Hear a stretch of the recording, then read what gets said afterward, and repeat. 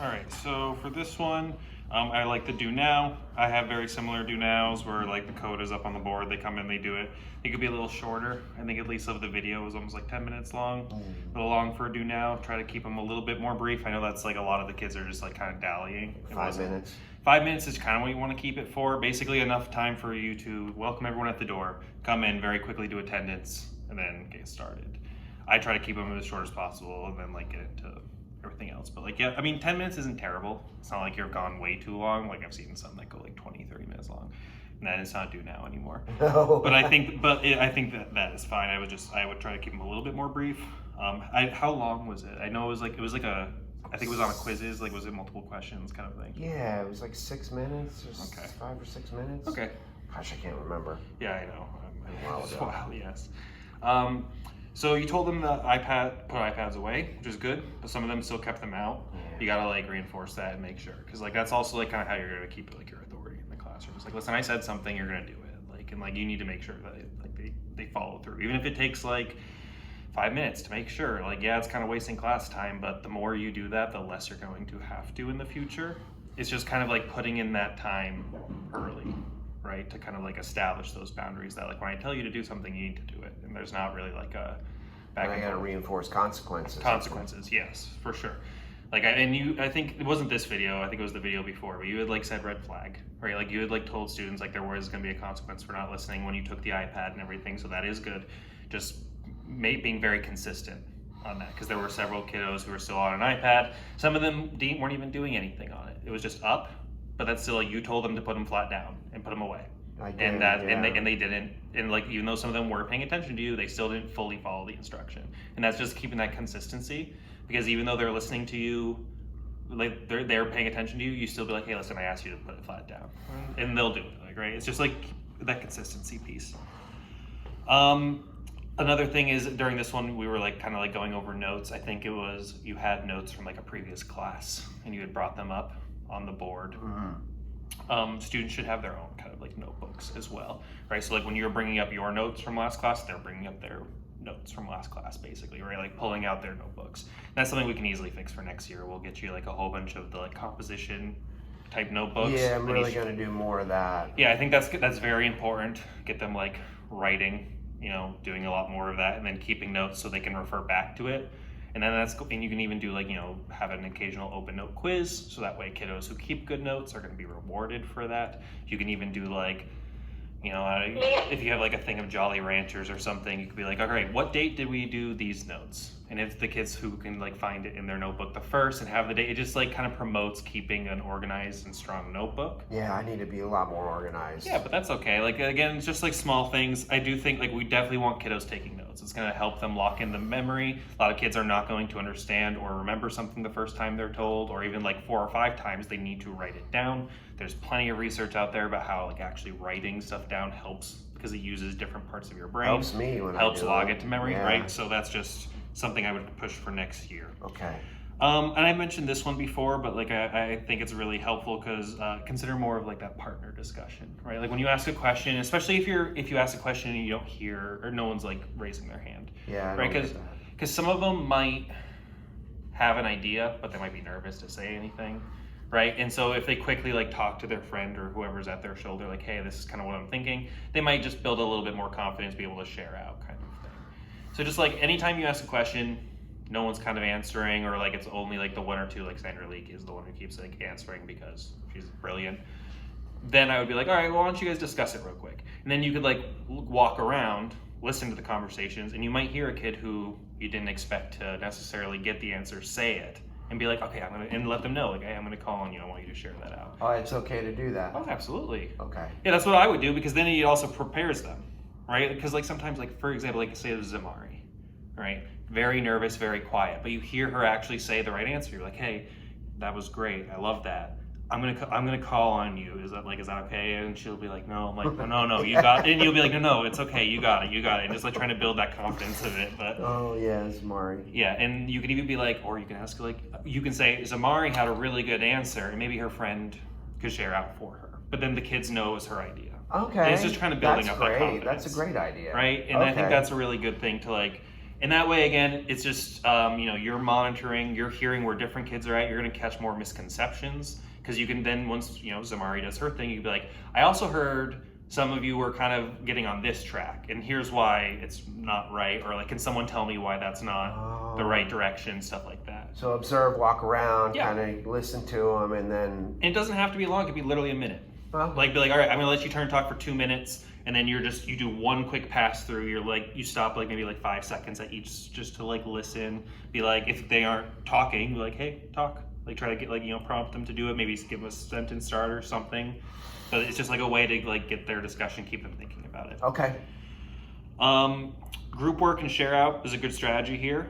And then, which is what you had them do. You had them like break into groups, then answer the questions. Consider a jigsaw also for this one. A jigsaw is like so they'll each be in their 4 groups. They each had a different topic, and then you break up the 4 groups and you reshuffle them, right? So like, say you had I think it was 16 kids total. You had 4 in each group. What you could do is, once that 4 is done, one person from each group makes a new group. Okay. So that you'd have a new group of 4 that had one person from each of the other groups. And they each had 4 different discussions. So then those kids are sharing out, here's what I talked about in my group, here's what I talked about in my group. And they go around and they share out, and then they go back to their original groups and they report out again. It's just like a way of just like making like, here's what I heard from these kiddos. It's getting them shuffling around, it gets them moving. I guess I wasn't doing the jigsaw right. I tried to do that. No, it was still good. It was like, it's generally for the jigsaw, you want them to be doing different things. So each of the 4 groups is having like a different discussion, a different question kind of thing. And then they would need to get into a new group. New group. So yes. take one person. And then they kind of report out. Having them like also report out in the front of the class is fine too. That's not a terrible strategy. It's just that way when you have people at the front of the group, you have kiddos who get lost, right? Like you have the kiddos like to the side, like Denise, I think was one of the ones. Yeah. Who was just kind of sitting off to the side and didn't say a word the whole time. Nothing. Right? This kind of forces it, because she is now going to be the only person from her group in a brand new group.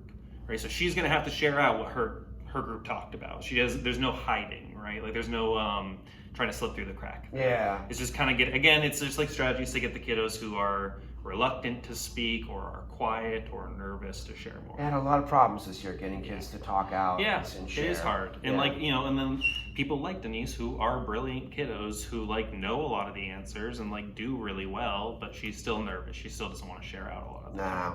So it's like trying to get those kiddos especially who know this stuff, right?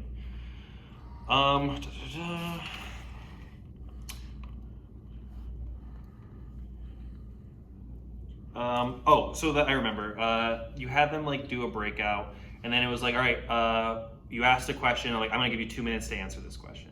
And they did the question for 2 minutes. And they're like, all right, next one is inference. I'm gonna give you 2 minutes for that one.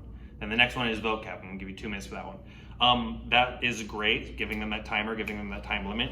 I would also give them time to share out in between, right? Like, what did you get for a question? Like after that 2 minutes. I didn't allow that. Because if you get to the end and they've answered the 4 questions, sometimes like they might not remember exactly what their reasoning was for the first question because they've done 3 other ones. Okay. And so I think you're gonna get, like, when you have them share out and be like, oh, what did you get for this? Why did you get that? I think you're gonna have better answers if you do it immediately after they're done working, because it's still fresh. It's still there, right? Like, especially because you're ramping up the difficulty. So you went from like vocab and by the end they were at inference, right? So once they're working on inference, they're like, their mind is not, they've changed their mind to like a DOK3, right? Or DOK2. They're like going in depth, right? They're thinking of like a deeper question. They're not gonna necessarily remember what they were thinking about for 1.